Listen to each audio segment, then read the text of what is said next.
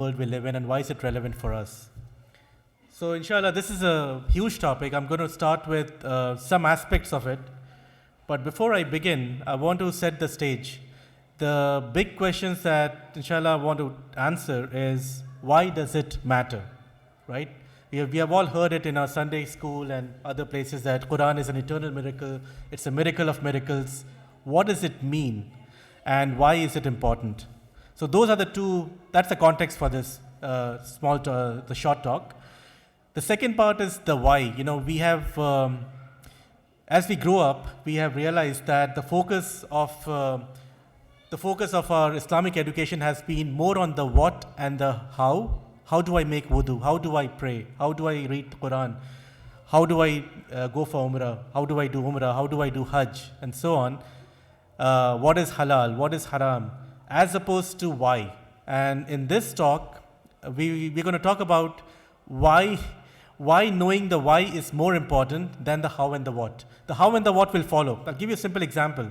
The verses of hijab did not come down until the 17th or 16th year after the revelation began. The verses of prayer did not come down until the Muslims had moved to Medina. That is 13 years later. So, if you look at the order of the revelation, if you look at what was revealed in the Meccan period and the Medinan period, you will see that the Meccan period is focused on building the iman in the heart.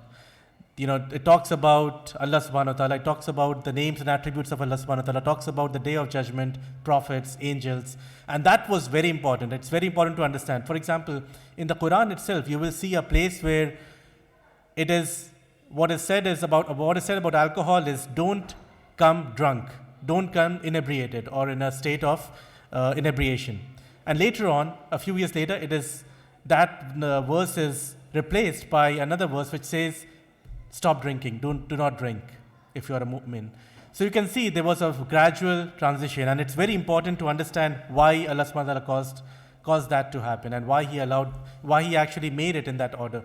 So my point is, the why is more important. And when you talk about the why, there are 4 topics that we're going to hit today. The miracles or the mu'jizat of the prophets and the purpose of those mu'jizat. The second is, now we already said earlier that we have heard that Quran is a miracle of miracles, or Quran is more miraculous than any other book. Why is that? And inshallah, the plan for today is to understand why Quran is miraculous, to really understand the depth of Islam and the truth of our message, right? So that's the context behind it.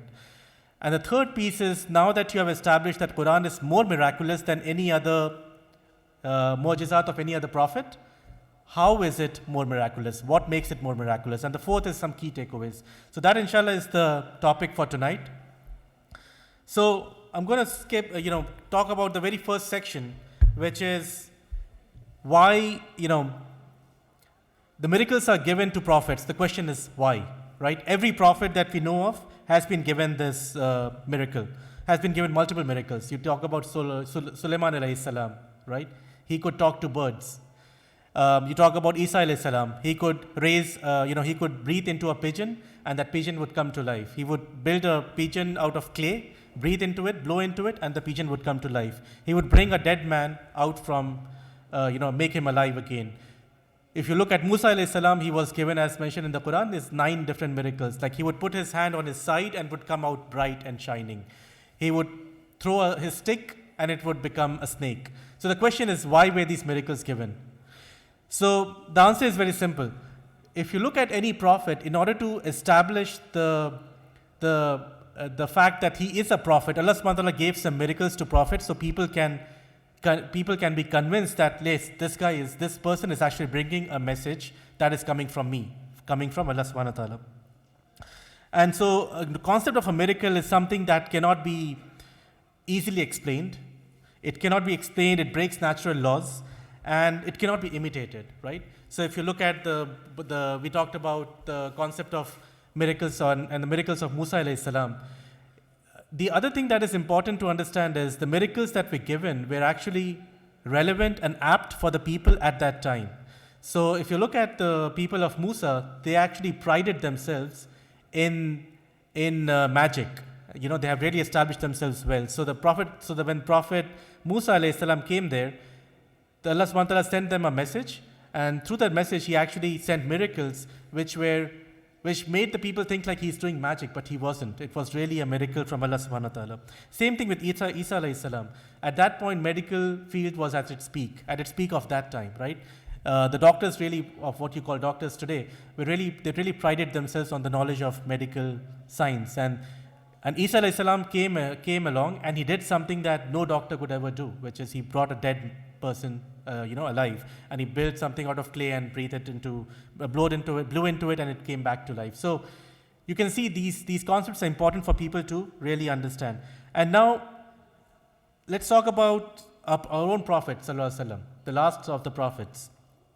He was given so many miracles. Like if you look at the splitting of the moon, right? If you talk about there are so many occasions where a little amount of food and water sufficed maybe 10 times the number of people in this room, right? So there was a incident of Hudaybiyah where at least 400 people drank from a small cup of milk, and they drank to their full. So you can see mu'jizat were happening even then. In the Battle of Ahzab, if you all remember, there was a famous hadith where the wife of Jabir made something which was enough for 2 or 3 people. So she asked her husband Jabir to go to the Prophet ﷺ and whisper in his ear, saying, we have some food. And if you know the backdrop of Ahzab, 10,000 people had surrounded Medina, and things were very dire for the Muslims, right?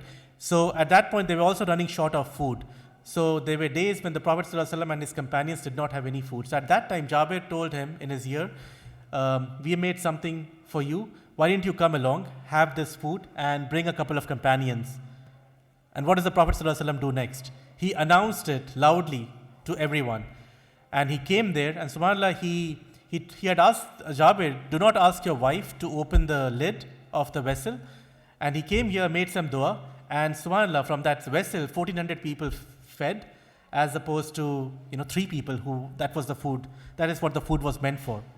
So what the Prophet ﷺ said is, it's in Sahih al-Bukhari, every prophet has been given miracles, and those miracles are meant to enforce or really give credence to the fact that this prophet is coming from me and the message is true. And he said, I have been given the Quran. And he said, in fact, he used a term which means that he said, I have only been given the Quran, right? Which means, if you look at it, what he's saying is all the other miracles that I have, they pale in comparison to the Quran.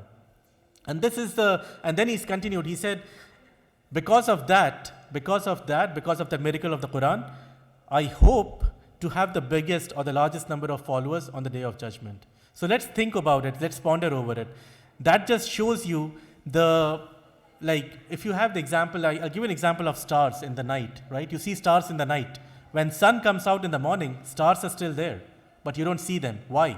Because of the brightness of the sun. The stars just pale away, and then when the sun goes down, you see them again. And so this is, it's the same example that in the example of the Quran is similar to what the other miracles of the Prophet ﷺ, which is once the Quran is so powerful and so miraculous that all the other miracles that the companions saw pale in comparison. So there were also other incidents where the Prophet ﷺ, some of the companions were sick or they got injured in battle, and the Prophet ﷺ would make dua, he would put his saliva, and they would feel better right away. It happened so many times. It happened in the case of Ali radhiyallahu anhu, it happened in the case of Abu Bakr, and so on. So there are so many miracles that happen. And Allah subhanahu wa ta'ala also, if you're taking notes, you may want to note that Allah subhanahu wa ta'ala also revealed 5 verses in the Quran in 5 different places at 5 different times, where he talks about the Quran's miraculous nature and gave an open challenge to humanity to try to reproduce the Quran. And those verses are called the verses of challenge. So if you want to Google it, you can Google it. It's called the verses of challenge. It occurs in 5 different places. The first of these places is in Surah Isra. Surah Isra, verse number 69. The second, in the interest of time, I'm going to go quickly. In the first one, Allah subhanahu wa ta'ala says, if mankind and jinn gathered to produce the like of this Quran, they could not produce the like of it, even if they could even if there were assistants. So the first challenge was produce a Quran like that. The next challenge is a few years later, the next verse came down, and it's in Surah Yunus, verse 13, where Allah subhanahu wa ta'ala says, now bring it down to 10 surahs. So the first was bring a Quran like this. The second was bring 10 surahs like this. Even that didn't happen. So next time he brings it even further, he says, bring something like this. And that is in Surah Yunus, verse 38. So the previous one was Surah Hud, verse 13. This is Surah Yunus, verse 38. And then the next one was in Surah Tur. Produce a statement like it. Produce something like it. And finally, the ultimatum came down in Surah Baqarah. It actually happens in the very first juz. So the Imam actually recites it. It's on the 6th page of the juz, of the first juz.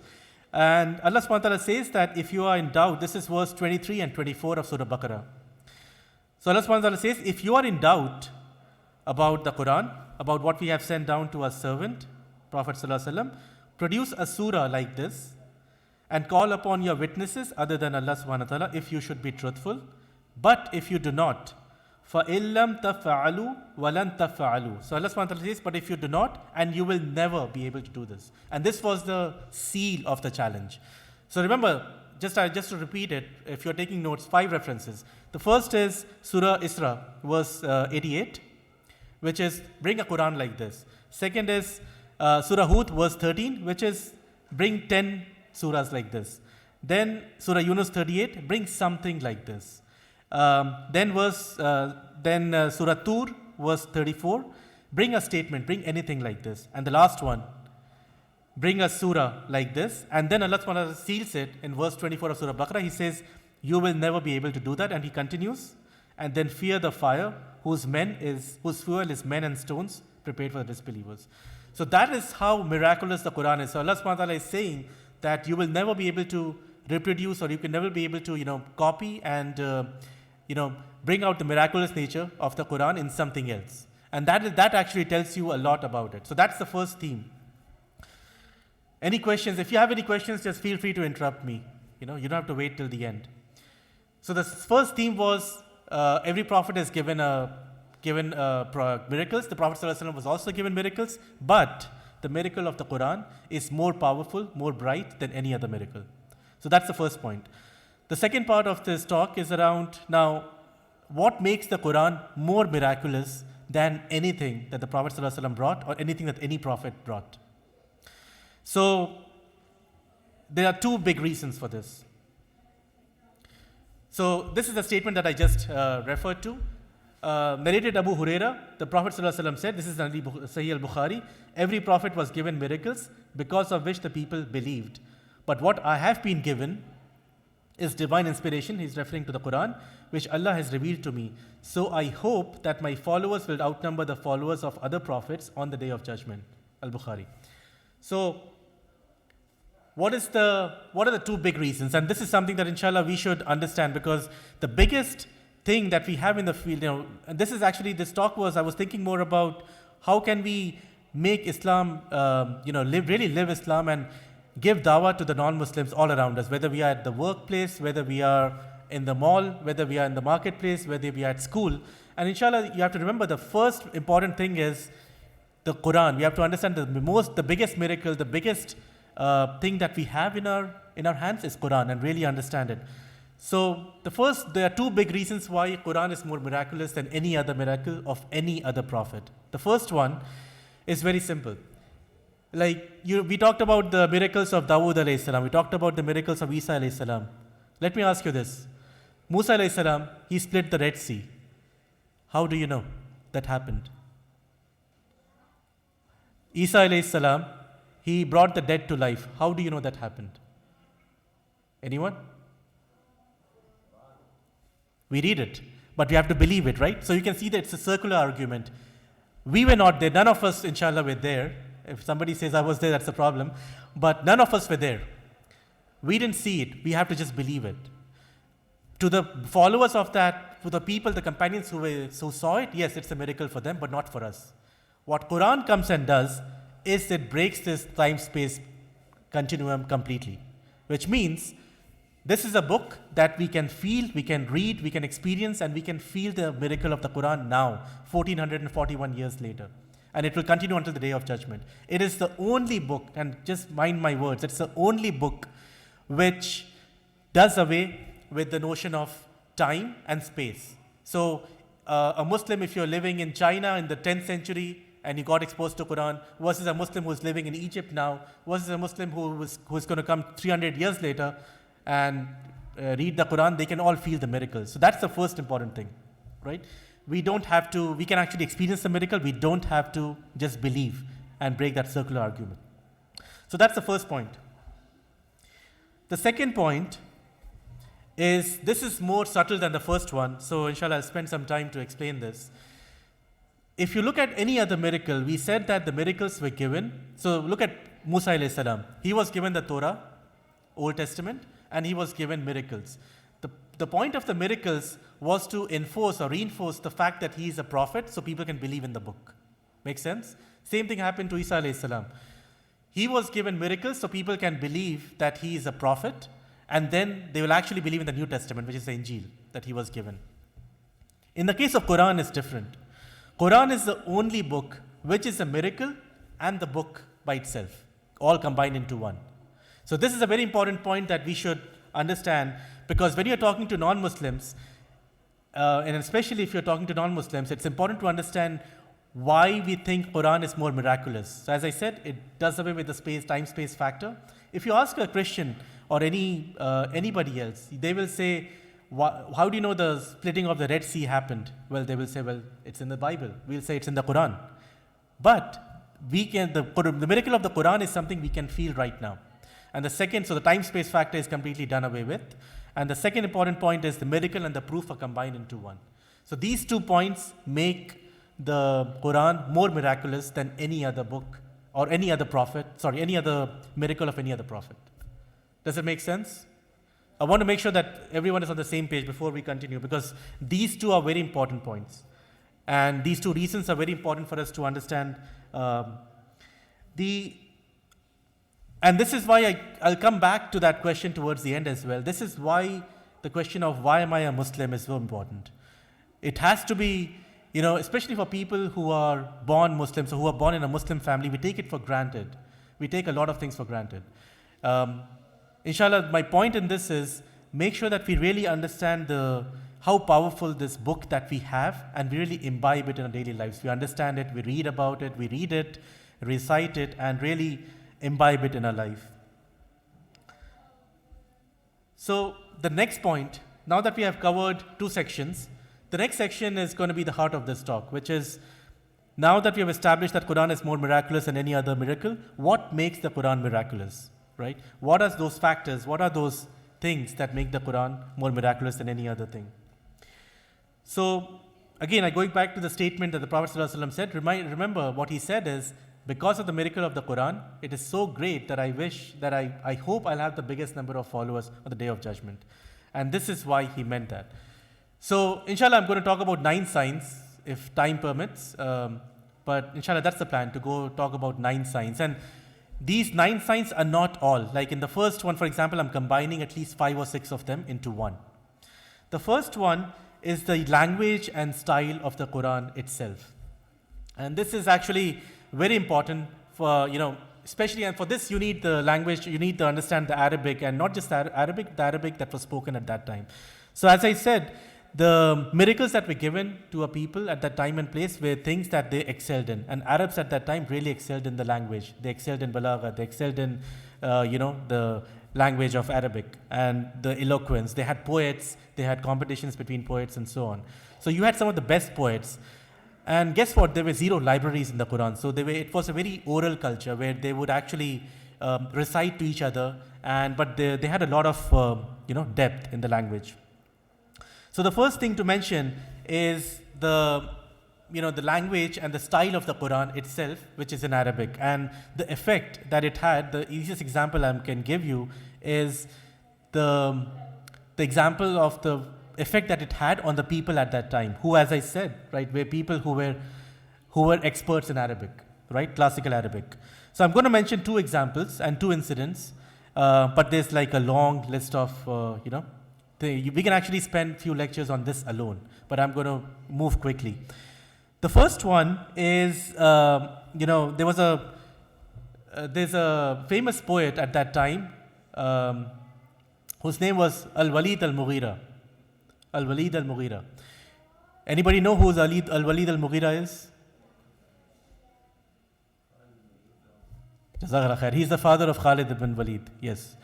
So Walid ibn Mughira was the other thing about that we should know about him is he was the Shakespeare of that time. He was the best poet at that time. So once it happened a couple of times. I'm going to narrate one incident, which is narrated in a tradition. Once he was passing by the Kaaba, and he heard the Prophet ﷺ, and his intention was, let me give you the backdrop. The people at that time, he was a cousin of Abu Jahl as well. So they had been plotting, they had been thinking, what should we do with this man, Prophet ﷺ, because his message was picking up, people were getting attracted to that message. And so they were worried. This happened in the first few years of the revelation, when the revelation started. So he was passing by so he was plotting in his mind, and he was passing by the Kaaba, and he heard the Prophet ﷺ reciting some verses.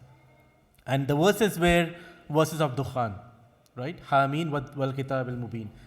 So he went all the way. I'm not going to recite in the interest of time, but if you look it up, he recited from verse 1 to verse 123. Sorry, verse 1 to 23, the first 23 verses. And the last verse that he stopped at, he was so moved because it talks about if you deny the signs, be prepared for the fire, be prepared for the day of judgment, and so on. So Al-Mughira was shocked when he heard this. He couldn't move. So the people, his cousin Abu Jahl and so on, they came to him. They saw the change. It's like he was just passing by and he heard this recital of the Prophet ﷺ. He was praying. And then he was so moved by the words and the power of those words, he couldn't move. He stayed there. He finished and he did something unimaginable. He was so afraid of that, towards the end, as I said, verse 23, he was so afraid, he actually went all the way to the Prophet ﷺ and he put his hand over his mouth. Stop. He was so affected by that. And then he made his way back to his house. Abu Jahl and the other companions, Abu Jahl and the other Quraysh, they noticed it and they noticed the change in his behavior. His face had become pale. He was a different person. He had become very white. So they asked him, what happened? You were one of the biggest, You were one of the biggest opponents of the Prophet ﷺ. And he said, look, I'm the best of the poets in this land. I know Arabic better than anybody else here does. But what I heard there was not from here. What I heard there cannot be the work of a man. So, and the people, the Quraysh, they started getting scared. Like, is this guy going to become a Muslim too? Right? He's one of the nobles and he's the biggest, the biggest poet of that time. And just to give you some context, this happened, this was not the first time, it happened in the past as well, where he had gone to the Prophet ﷺ and he was reciting some other verses. He said whatever he had to say, which is, Muhammad, of course he didn't say Sallallahu Alaihi Wasallam, he said, stop what you're doing, you're affecting our community, you're breaking up a community. Whatever you need money, you need women, you need XYZ, we'll give it to you. And the Prophet ﷺ said, let him finish, and then he said, are you done? And then he said yes, and then he recited Quran, and then it had the same effect on him. So Al-Mughira Khalid ibn Mughira it was not the first time. He had experienced the power of the Quran. So you can tell this is a native speaker, and this is somebody who understands the classical Arabic, not even the Arabic that we speak today. So at that point, as I said, coming back to the original story, people around him got scared. He's going to become a Muslim. So they said, now you have to find a reason. You have to find an excuse for people not to listen to the man, not to listen to the Prophet ﷺ, and give us proof that you are not a Muslim. So he said, Inshallah, I'm not a Muslim. And so what he did, and this is another miracle that we're going to talk about in a few points down the road. So he said, okay, let me think about it. Let me see what we can figure out. So he started moving back and forth in agitation in his room, and he was trying to find a reason or find an excuse for the people so they don't have to listen to the Prophet ﷺ. And while this was happening, I'm going to open the Quran on my phone. While this was happening, subhanAllah, this is one of the beauties of the Quran. While this was happening, nobody else was there. He was doing it in the privacy of his home. And Surah Muddassir, before he could actually come up with a statement of this is, or an excuse for the Prophet ﷺ, people not to listen to Prophet ﷺ, Allah subhanahu wa ta'ala revealed these verses. And these verses are in Surah Muddassir, which we reveal to this day. Right? And these verses go from verse 11 to verse 25. I'm going to read it quickly. The verses go like this. ذرني ومن خلقت وحيدا وجعلت له مالا ممدودا وبنين شهودا ومهدت له تمهيدا ثم يطمع أن أزيد كلا إنه كان لآياتنا عنيدا سأرهقه صعودا إنه فكر وقدر فقتل كيف قدر ثم قتل كيف قدر ثم نظر ثم أبس وبسر ثم أدبر واستكبر فقال إن هذا إلا سحر يوثر إن هذا إلا قول البشر. This is verse 25. So the explanation of it is basically Allah subhanahu wa ta'ala is talking about how he was moving back and forth in his room, and subhanAllah, there was nobody else there, but it's captured in the Quran. And he talks about, leave me alone, this is referring to Walid ibn Mughira, leave me alone to deal with whom I created alone, which is Allah subhanahu wa ta'ala saying, leave him alone, I'll deal with him. He's saying to the Prophet sallallahu alaihi wasallam, and then granted him resources in abundance and children by his side. So this is talking about Khalid ibn Mughira, where Allah subhanahu wa ta'ala had given him resources in abundance and children by his side and made his life smooth and comfortable for him. And after that, all that he desires is I should give him more. He just desires greed. And then he says, Kalla, innahu kana li ayatina anida. Verily he has been stubborn and opposing our ayat. I shall oblige him and he will face a severe torment. سَأُرْهِقُهُ سَعُودًا إِنَّهُ فَكَّرَ فَقَدَّرَ. Verily he thought and he plotted. فَقُتِلَ كَيْفَ قَدَّرَ. So you let him be cursed, how he plotted. ثُمَّ قُتِلْ كَيْفَ قَدَّرَ. And once more let him be cursed, how he plotted. ثُمَّ نَظَرَ. Then he thought. ثُمَّ أَبَسَ وَبَسَرَ. Then he frowned and he looked in a bad tempered way. ثُمَّ أَدَبَرَ وَاسْتَكْبَرَ. Then he turned away and was proud. He was proud. Why? Because after doing all this thinking and back and forth, he actually had come up with an excuse. And the excuse was, do not listen to the man, do not listen to Prophet ﷺ. Why? Because he's a sorcerer. He's a magician. Because that's the only thing he could come up with. He knew he was not a poet.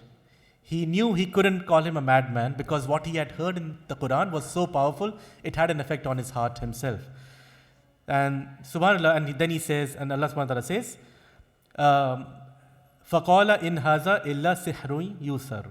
This is nothing but magic from that of old. In هَذَا إِلَّا قَوْلُ الْبَشَرِ. This is nothing but the word of a human being. And then Allah subhanahu wa ta'ala continues, verse 26. سَأُصْلِيهِ سَقَرْ وَمَا أَدْرَاكَ مَا سَقَرْ لَا تُبْقِي وَلَا تَذَرْ لَوَّاحَةٌ لِلْبَشَرِ عَلَيْهَا تِسْعَةَ عَشَرٍ. And Allah subhanahu wa ta'ala says, I will cast him into hellfire. Talking about Khalid ibn Mughira. Walid ibn Mughira. And what will make you know exactly what hellfire is? It spares not any sinner, nor does it leave anyone unburnt. Burning the skins. Over it are 19 angels and guardians, which are the keeper of heavens, as we all know. So you can see, we recite these verses to this day, and subhanAllah, if you read the seerah, you will see his son Khalid ibn Walid, when after he became a Muslim, as he would recite these verses, he would cry because he knew these verses are for his father, who is not going to be, it says in the Quran, he's going to be in hellfire, right there. And so this is a miracle of the Quran. The other, and inshallah, I would encourage all of us to, there are so many, we are blessed to have scholars like Ustad Noman Ali Khan and so on, who are bringing this beauty of the Arabic language in an accessible fashion for us English speakers, so you can really understand. So this topic can go on for, for like 2-3 hours, but that's all I have to say here. And the other thing I will say is the choice of words, the choice of synonyms, and even the order of the the order of arrangement of the Quran, how the end of the verses, the last few verses of a surah are tied or connected to the first few verses of the next surah and so on. And the themes of the surah, the rhythm of the Quran, the tajweed, right? We all know how moved we are when we listen to Sheikh Ahmed, Sheikh Khalid, Sheikh Anas, right? And the qaris that we listen to all over the world. Those things are hard to capture, right? So that's the first one. So the Arabic language of the Quran and the precision with which it is mentioned. The second one is going to be on predictions. So inshallah, I'll try to pick up the speed. The second one is going to be on predictions that are there in the Quran. A simple example of that is Surah Rum, right? We all know that. Ghulibatir Rum. And then Allah subhanahu wa ta'ala continues. This is Surah Rum, the first 5 verses, where Allah subhanahu wa ta'ala says, the Romans have been defeated, right? The Romans have been defeated, but within 3 to 9 years, they will come back and regain. And the context for this is, imagine at that time there were 2 superpowers. One was the Persian Empire, one was the Romans or the Byzantines or the Christians. And they were the 2 superpowers of that time. And the Persians at that time had become very powerful. The Persians were very powerful at that time. So they had defeated the Christians. And that's when these verses came down, Surah Rum. And if you know the story of Abu Bakr, when the verses came down, he was so confident. Some Quraysh told him, when he heard these verses, he was like, that's not happening. See, your book is not true. Your book isn't true because the Persians are so strong, they can never be defeated by these Byzantines. So he made a bet of 100 camels, which is of course a lot of money in our time. He made a bet of 100 camels that Abu Bakr said, if it's in the Quran, it's going to be true. Within some time, the Romans are going to win back. And so when I look at the miracle, fast forward 7 years, right? The Battle of Badr happened in the first year after Hijri, right? It was the first year after Hijri. So 7 years before that, this bet was placed around, think of it, the 7th year after Revelation, like 6 or 7 years before Hijri. So on that, fast forward 7 years, what happens is the night of the battle, or a few days before the battle between the Romans and the Byzantines, miraculously, there is a coup within the Persian dynasty. A coup within the family of the Persians, the Khusros and all those. There's a coup within them, and many of the commanders are killed, many of the kings are killed. So the army is weakened and they splinter off, right? They're already weakened and they face Byzantines, and the Byzantines are victorious. So this happened 7 years, just as the Surah Rum had predicted, right? So, and of course, Abu Bakr was right. The other thing that also happened on that same day is the Muslims won victory in the Battle of Badr, which is the first major battle that took place. So this was the first example I'm going to give you, and there are so many examples of predictions that are there in the Quran, but in the interest of time, I wanted to keep it, just to limit it to one example. So that's the second example, the predictions that are there in the Quran, and they have come true. Any questions so far? So the third miracle is the stories or the qasas in the Quran. So we already talked about one example of Muddassir, where what was happening in the privacy of the bedroom of Walid ibn Mughira was captured in the Quran. Same thing if you look at Yusuf alayhi salam, right? The level at which the stories are, the level of detail that is mentioned in the stories is just unimaginable, right? Even conversations that are happening, even what is going on in somebody's head is captured in the Quran. And conversations that are happening where there's no other person who could know about it is captured, right? And the other important thing about the Quran is not just the precision, but also the style in which the stories are mentioned in the Quran, right?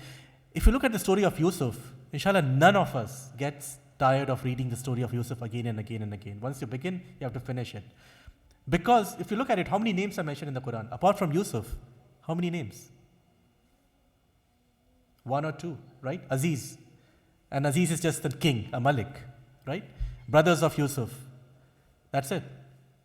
So if you look at it, the context, the way in which, and if you compare that with the Bible, if you read the story, not that I'm asking you to go and read the Bible, but scholars have gone and read the Bible, and they have read the stories of Joseph or the Yusuf alayhi salam in the Bible. It is complicated. It is full of details. this person, like it's about, like in the first 2 pages, you'll have like 20 names and you have to remember, okay, he's related to this person. Look at the Quran. Not just the stories, but the way it is narrated. Same thing applies to the story of Musa alayhi salam. It is said in so many different places in the Quran, but if you look at it, every place has its meaning, which is different from the others.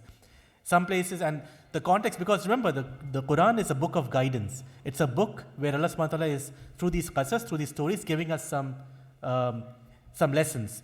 And so, the choice of words, I'll come back to that in a bit, but also the way in which stories are narrated. And at that time, as I said, even the story of Adam and Hawa, right? The way it is narrated. If you look at the Quran, most of the stories, okay, let me ask you this question. The people of Quraysh were from the dynasty of Ishaq or Ismail? Ismail, Jazakallah khair. Yes, so they all were descendants of Ibrahim, but the descendants of the Quraysh were descendants of Ibrahim alayhi salam and then Ishaq alayhi salam, right? And then that generation. But guess what? The stories in the Quran are talking more about the children of Ishaq, not Ismail. So you can see that again is a miracle, because guess how many libraries existed in Arabia at that time? 0. There were no libraries. The Prophet ﷺ did not know how to read or write. He didn't come in contact with the Christians. So some of these Orientalists who talk about, well, you may have copied the stories. Well, A, he didn't know how to read and write.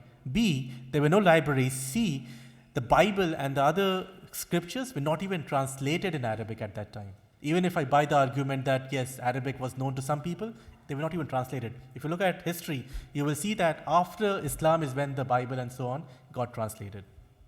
So the stories is also very important, and the way these are narrated. The same thing applies to, the stories that are about, as I said, Adam and Hawa. If you look at like the precision at which it is there in the Quran is very different, especially if you read some of the passages.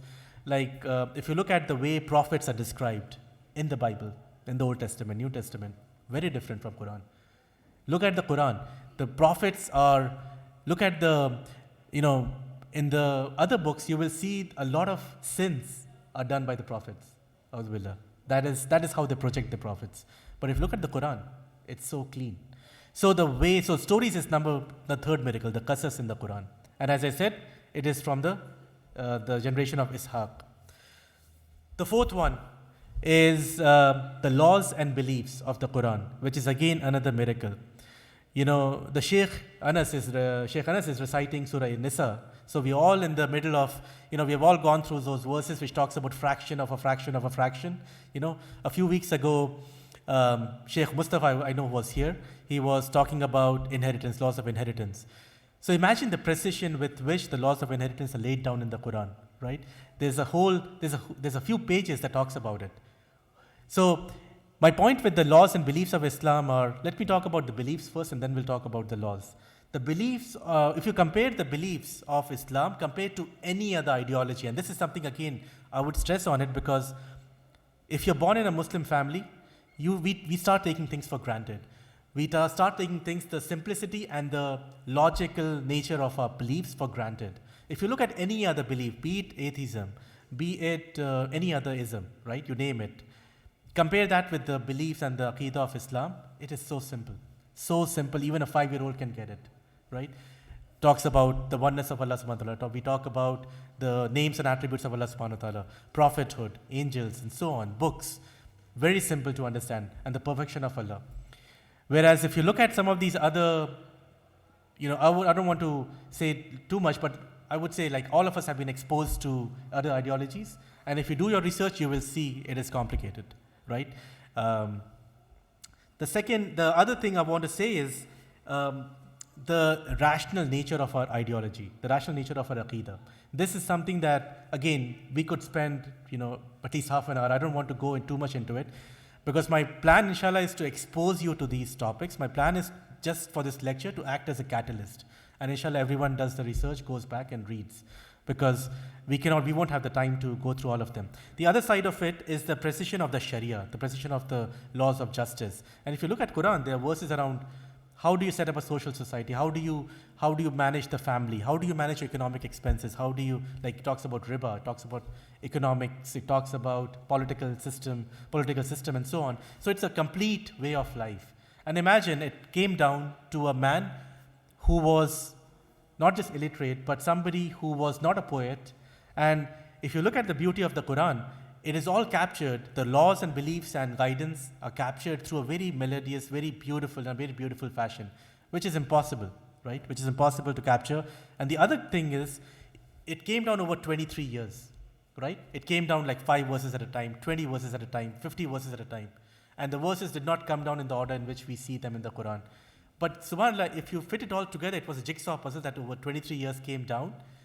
But there is no contradictions. If you look at it, no verse you can say contradicts any other verse. And that is extremely hard. If you ask a human writer, forget about 23 years. If I'm writing over 2 years, my thinking has evolved. My thinking evolves. So there are themes that will not carry through. So that's the fourth miracle, is the consistency and the laws and beliefs of the Quran. The fifth one is, I'm sure everyone will be excited. It's a juicy topic, scientific miracles. Before I begin, I should say one thing. Quran is not a book of science. It is not a book of science. But the way it is captured, the way the language is rich, and the precision with which things are described are things that science is discovering now in the last 100 years, 200 years, 300 years, right? Think of the example of alaq, right? The Surah Alaq, that was the first verses that came down. Alaq is the clotting, is a clot. It could also be a clinging substance. It could also be in a leech-like substance. And the way it describes the development of the human embryo, and the first stage of it is the alaq, which is it is clinging on to the womb of the mother, and it's hanging on like a leech. That itself is amazing, right? So embryology is, I would say, one of the first biggest science that science has discovered. On the picture, you will see the meeting of two seas, right? I think this was Red Sea and Mediterranean Sea. I took the photo from there. And you can see the difference. It's very clear to the naked eye, the difference of color, where there is a barrier. The waters do not mix. When two water bodies meet, the waters from the two water bodies do not mix. And this is captured in so many places in the Quran, and Ar-Rahman very famously, and so on. This is another scientific miracle that was discovered only, 100 years ago. Then we have the examples of mountains, right? Wal Jibala Autada. If you look at An-Naba, Surah Naba, it talks about mountains are as pegs. And subhanAllah, if you look at the scientific, the value of mountains, we all know now, but of course at that time we didn't know. But at this point we know that every body, every heavenly body, whether it's a star, whether it's a sun or it's the earth, they are rotating. They are rotating and revolving, right? They're rotating on the axis and they're also revolving. They have a cycle. If the mountains were not there, what geology tells us, if the mountains were not there, earth will be very unstable. So the mountains act as pegs. And subhanAllah, as I said, wal jibala autada, the way it is even mentioned in the Quran as pegs is for stability. And the mountains are, the amount of, what you see on the ground is actually minuscule compared to what is under the surface of the earth. And it is there for a purpose. The other example is the Hadid, Surah Hadid, very famous surah of 57, right? Was Surah 57. Iron itself, what scientists have claimed, cannot have come down, cannot be generated from earth. Iron, just me repeat it, iron cannot be, you see so many metals in the earth, so many materials. Iron is one material, Fe, periodic number 26 for the people who are chemistry majors. You will see that iron did not, what scientists believe that iron came down through some external process. And one of the theories, again it's a theory, is it was some collision of some meteorites that actually led to the creation of iron, and that they came down. And the amount of iron that we see on the earth is just amazing. And Allah subhanahu wa ta'ala says that in the Quran, that iron was not, we sent down the iron. Anzala, Allah subhanahu wa ta'ala uses the same term, right? He sent on iron. So that's the third one. We talked about the sea, we talked about the human embryo. Even in the human embryo, it talks about 3 layers of darkness, right? That's another scientific miracle that people have now come to realize. If you talk about the verses in the Quran which talk about, layers of darkness at the bottom of the sea, even that is something that science is discovering now. So I can go on. This is a complete lecture, so I'm going to go quickly. I'm not going to go into too much detail. But this is another miracle of the Quran, is the language allows, the way that the language is laid down in the Quran is actually in complete agreement with what we know about science today. And inshallah, there are still other things that we don't know about, and you will see that will come closer and closer. An example that comes to my mind is the example of, well, I talked about the mountains, so I'll skip that. But there was something that, a research that was done recently around the origin of mountains. So I can send you some references if you are interested. I had Googled it. So there is a bunch of literature around the importance of mountains and how precisely it is mentioned in the Quran. The last example I'm going to give you, and I'm going to move on to the next one, is Big Bang, right? Quran talks about ever-expanding universe, right? It started with and then Quran also mentions at the end of it, it will all come down to one, what should I say? Not polarity, I'm forgetting the term. Basically, there's a term in physics which says it will come down to the same thing as it started. Singularity, exactly. Jazakallah khair. I was saying polarity, yes. It will come down to one singularity. And if you look at black holes, so inshallah some other time I'll spend time, it's amazing how we have discovering things that the way it is described in the Quran completely agrees with it. The next one is something that, except the first one which needed knowledge of the Arabic, the other 8 signs that I'm giving you out of the 9 signs do not require us to know Arabic. These are some things that you can, of course, if you know Arabic, it's even better, but these are signs that you can feel directly. Miracle number 6 is effect the Quran has on its listeners. And by listeners, I mean, of course, all of us, as well as people who are non-Muslims. And the way Quran has really changed them. We have heard of examples where somebody walked into a masjid as a non-Muslim. He said, let me see what is happening during Ramadan. Not in this masjid, it happened in a masjid in Texas. He said, let me see what is happening. They said, well, we'll be praying after, it was after breaking the fast, we'll be praying. And he said, okay, let me stay for a bit. And after Isha, they started praying Tarawih, and he stayed. He was supposed to stay for a few minutes, and he ended up staying the whole night. And then he was so mesmerized, right? The mesmerizing effect that Quran has on all of us. And he was not even a Muslim. He came back the next day. He went home, came back the next day. And inshallah, it happened 3 days later, and he was so mesmerized, he was like, I have to learn that. And he became a Muslim. So we know so many incidents like that. And subhanAllah, I don't even have to talk about it, because if you listen to your famous Qari, right? Sheikh Anas is, of course, one of them. Sheikh Ahmed, Sheikh Khalid, Mishari Al-Afasi, Sheikh Husri. If you listen to your favorite reciter, you will see the effect that it has on the listeners. And we are moved to tears, even though sometimes we may not even understand a word, right? And even though they are moved. So that is the miracle number 6, the effect that Quran has on those who listen to it. The next one is, you can see the sign, do not enter, enter only. Quran came down over 23 years, right? And one of the miracles of the Quran is, even in the Quran itself, Allah subhanahu wa ta'ala says, find any contradiction. Like if it came down over 23 years, you would see a lot of contradictions, right? If I'm a writer, you would see my thinking has changed. My aqidah may have changed. Like there are so many things that will change, even if I'm writing a novel, if you read a novel.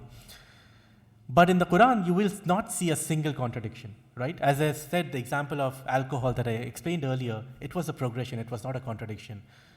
The first verse that came down was in Baqarah, where it says, do not pray when you are in a state of inebriation or in a state of intoxication. But it did not stop us or stop the Muslims from consuming alcohol. And a few years later, Surah Ma'idah comes down, and Surah Ma'idah, as you all know, is one of the last surahs that came down. And once something is in the Surah Ma'idah, most likely it actually supersedes some of the other things that you may have seen earlier, right, in terms of laws. So you will see there is no contradiction. It came down over 23 years, and this applies to, again, you can do your research, spend time on it. It applies to legal, theological, social, political, economic, any area that you look at it, the Quran doesn't have any contradictions. Miracle number 8. I'm going to inshallah end, as I said, around 8:20, so 7 minutes. Miracle number 8 is the memorization of the Quran. So inshallah, I'm seeing a few would-be Hafiz in the audience, inshallah soon in a couple of years. this is a big deal, and the fact that we see all of us know, I don't know, tens or even hundreds of Hafiz in our neighborhood, right? Even in this masjid, you will see tens or hundreds who would show up in the in this masjid, and that is true for one masjid. And imagine there are like 100 plus masajid in the US. How many memorizers are there of the Quran? And the subhanallah, the beauty of it is, okay, think about it. How many people do you know who have memorized a book? Period. Doesn't matter if it's a Bible, doesn't matter if it's a book of physics, it doesn't matter if it's Shakespeare or Shelley or Keats or anybody you like, or Mirza Ghalib, doesn't matter who you pick. How many people have memorized? And here you have in the Quran is such a miraculous book. People know haraka by haraka, word by word, letter by letter. Even a 10-year-old boy who would not understand a single word of Arabic, he has memorized it. And sometimes you will see him leading Tarawih. That is a huge miracle, right? And that is something that we should all be proud of. We should all, realize that it is actually a big deal. And the fact that we don't really think it's a big deal because it's so common actually makes it a big deal. Think about it, right? Memorization of Quran is something that is so, like you will have a 7-year-old boy who has memorized it and a 70-year-old man who has memorized it, right? So the memorization is something, and even if you go to, doesn't matter where you go to, as we talked about tajweed earlier, doesn't matter who you listen to, doesn't matter where it is, you will see the same rules of tajweed being applied. The next one is, I'm going to move quickly. This is number 9. This is a very famous book. I would actually recommend this book if you want to take notes or whatever. Revelation of the Holy Quran. This is a translation done by Darussalam Publications. It is written by a very famous scholar who lived in I think the 13th or 14th century. Jalaluddin As-Suyuti. He's known by As-Suyuti, very famous scholar. So he wrote a book on the revelation of the Quran, and he talks about Asbabun Nuzul, which is the reason for the revelation of certain verses. And this again is another thing that is so, imagine this book is coming down over 23 years. And this is something that is amazing because a certain incident would take place. Like if you remember the incident of Aisha radhiyallahu anha, when she was accused of something that she didn't do. And the verses of Surah Nur came down, along with some rules. Same thing in Baqarah, right? There were certain incidents that happened, or Maida, certain incidents that happened and certain verses came down. So you can see this really tells you the beauty of it. Like it is a full book. Yes, it is captured in Lahul Mahfuz, but the way it is coming down, verse by verse, right? A bunch of verses at a time that apply to a certain situation, and each situation has a certain meaning, has a certain, not meaning, I would say context behind it, right? And that is where it's also very important that when we're doing, especially when you're doing tafsir of Quran, it's very important to understand the context behind verses, because some verses are applicable to any place, any time, but some verses, you need to understand the time and place, and they're applicable to a certain time and place, right? So we won't have the time to go into it because I'm running out of time, inshallah. So these were the 9 miracles. So just to recap, the 9 miracles that we talked about. The first was the language, the style, the content, the eloquence of the Quran in the Arabic language that it's in. The second was predictions that are there in the Quran that came true, and there was no way for the Prophet ﷺ to even predict those things. We gave an example of Rum, but there's so many, tons of examples here. The qasas, or the stories in the Quran. The fourth one, laws and beliefs of the Quran and the simplicity and the comprehensiveness of them. Like they are simple, as I said, even a 7-year-old could understand, but the comprehensiveness of it. The fifth is scientific miracles, right? We gave a few examples, but this list really goes in hundreds. Literally, it goes in hundreds. Sixth is effect the Quran has on listeners. And this is not just talking about Muslims, it's talking about non-Muslims as well. Seventh, lack of contradictions in the Quran, right? You will not find a single contradiction in the Quran. Eighth, memorization of the Quran and the way Allah subhanahu wa ta'ala has made it easy on our tongue and easy for people to memorize it and remember. Ninth, reasons for revelation of the Quran. As I said, this list is not comprehensive, and I've combined many of these into these major points, but we could have 9 more, we could have 20 more points like this. So, inshallah, I'm going to conclude now. What are the takeaways? right? Because everything that you do, right, we all spent the last 50 minutes here. What are some key takeaways from us? The first thing to understand is the beauty of the Quran, the miraculous nature of the Quran, and the fact that it's an ocean. We can spend our entire lives and still not, know enough, right? It's an ocean and it has so many different fields within Quran itself. So the first step is the understanding of the Quran, and then what that leads you to is understanding the why. Why am I a Muslim? Why am I praying? Why do I go for Hajj? Why do I fast?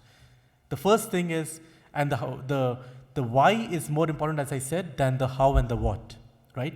Many times we focus on the how and the what before we really learn in our Iman. Our Iman is strong and we know Islam is true and we know the miracles. And this is the biggest way for us to really do an Iman boost and really understand, why Islam is true. And you can do your research. You can compare with any other ideology, and you will see the ideology and the Aqidah of Islam and the truths that are presented in the Quran and the Hadith of the Prophet ﷺ. They are so simple, so elegant, and they make sense. They're logical. And the third action item that I'm going to give you is, really cherish the Quran. By cherish, I mean, not just opening it in the time of Ramadan, not just reading it because we are learning the rules of Tajweed with Sheikh Anas, for example, not just doing it for barakah or when somebody passes away, but making it a daily habit to read the Quran. And inshallah, read the Quran, but also understand the Quran, because that is where it will have a deep impact. I talked about the example of Walid ibn Mughira, the father of Khalid ibn Walid, and the effect that it had. The same examples where it happened with so many other of the Quraysh. It happened with Abu Jahl and so on.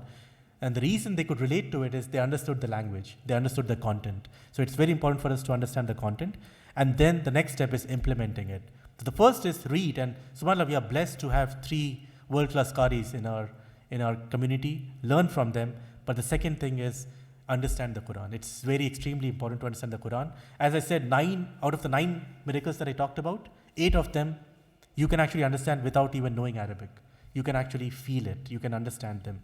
The third is preaching, right?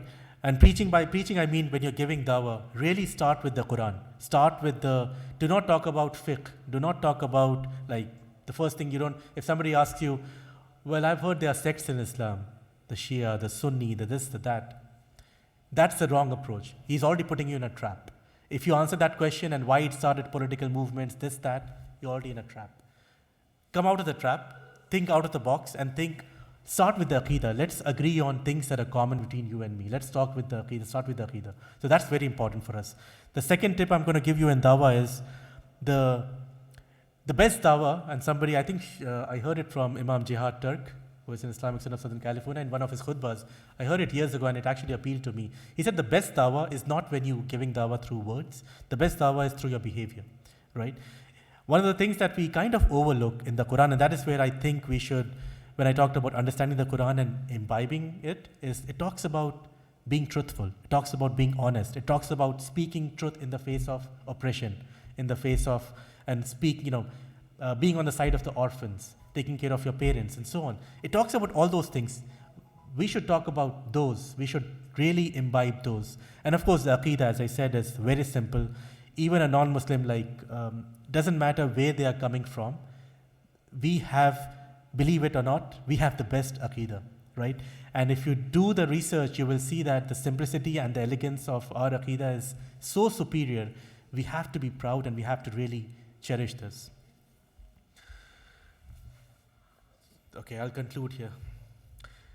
Allahumma salli ala Muhammad wa ala Muhammad kama sallaita ala Ibrahim wa ala Ibrahim innaka Hamidum Majid wa barik ala Muhammad wa ala Muhammad kama barakta ala Ibrahim wa ala Ibrahim innaka Hamidum Majid. Allahumma habib ilayna al-iman wa zayyinhu fi qulubina wa karrih ilayna al-kufra wal fusuqa wal isyan waj'al lana min ar-rashidin. O Allah, make faith or iman dear to us and beautify it in our hearts, and make kufr, fusuq and isyan hateful to us, and make us among the rightly guided, ar-rashidun. Allahumma aini ala zikrika wa shukrika wa husni ibadik. O Allah, help me to remember you, to thank you, to worship you in the best of manners. Allahumma inni a'udhu bika min al-hammi wal-huzni, wal-ajzi wal-kasali, wal-bukhli wal-jubni, wa dalal-daini wa ghalabat al-rijal. O Allah, I take refuge in you from anxiety and sorrow, weakness and laziness, miserliness and cowardice, the burden of debts, and from being overpowered by men. Rabbi habli hukman wa alhikni bis salihin. My Lord, bestow wisdom on me and join me with the righteous. Rabbana faghfir lana dhunubana wa kaffir anna sayyiatina wa tawaffana ma'al abrar. Our Lord, forgive our sins, blot our iniquities, take to yourself our souls in the company of the righteous. Rabbana alayka tawakkalna wa alayka anabna wa ilaykal masir. O our Lord, in you we have placed our trust, and to you we return. To you we turn in repentance, and for you is the end of journeys. Allahumma inna afuwan tuhibbul afwa fa'fu anni. O Allah, you are most pardoning and you love to pardon, so please pardon me. Allahumma inni as'aluka ilman nafiya wa rizqan tayyiba wa amalan mutaqabbala. O Allah, indeed I ask you for beneficial knowledge and a good halal provision and actions which I accepted. Allahumma aiz al-Islam wal Muslimin. Allahumma aiz al-Islam wal Muslimin wa azil al-shirka wal mushrikeen. Allahumma ansur dinaka wa kitabaka wa sunnat nabiyyika wa ibadaka al-muwahhidun. May Allah guide us to live as Muslims, die as Muslims, and be resurrected as Muslims. May Allah open our hearts and give us knowledge of this beautiful deen. May Allah subhanahu wa ta'ala unite the Muslims, suffering Muslims, help the suffering Muslims all over the world and unite the Ummah. And may Allah make Quran be the light of our heart and allow us to spread the goodness on earth through following this Quran, the Sunnah, and the Deen. May Allah grant everyone who is sick shifa. ربنا آتنا في الدنيا حسنة وفي الآخرة حسنة وقنا عذاب النار. والحمد لله رب العالمين وصلى اللهم وسلم وبارك على نبينا محمد وعلى آله وأصحابه والتابعين. Any questions? Comments? I found from a scientific point of view, I found the Big Bang theory, the mentioning the Quran is just miraculous. Because for that time and place, nobody knew something like that. Surah 21. Yeah, it's an Anbiya. Yeah, put them all together and put them asunder, and also I created all living things from water, which nobody would have known unless it's divine revelation. Subhanallah. Like the most important stake I got from this. Yeah, Jazakallah khair. Brother Noor was mentioning two very important points. So, scientific miracles. He mentioned the Big Bang Theory. There is no way that anyone could have known, because we just discovered the Big Bang Theory. If you look at it, it's less than 50, 70 years old. And we are still discovering things, right? And the other thing that he mentioned is, Allah subhanahu wa ta'ala mentioned that we made every living thing from water. There is no way that anyone could have known that. The other thing is, Allah subhanahu wa ta'ala mentions, we have built communities. Every living thing that we have has communities, right? And every living thing that we have, we made it in pairs. So there are so many scientific miracles. As I said, the list is in hundreds, literally. And we can go on and on, but Jazakallah khair. Yes, yes. Yes, so the theory that we have, Brother Noor is also mentioning the theory of iron, and the theory that, again, it's a theory, it's not a law, it's not something that we know for sure, but one thing we know for sure is iron couldn't have been produced on the earth. It had to come from outside. And one of the theories is it came from the explosion of some meteorites or some asteroids. And the Quran mentions it very directly. We send down the Quran, and he uses the same term, anzala, for the hadith, for iron. So that's another miracle that is amazing, and you can go on for a long time. This is like, we have to make it a habit to open the book every day and really understand the message and implement it. There is only khair in it, only khair. All right. Subhana rabbika rabbil izzati amma yasifun wa salamun alal mursaleen walhamdulillahi rabbil alameen.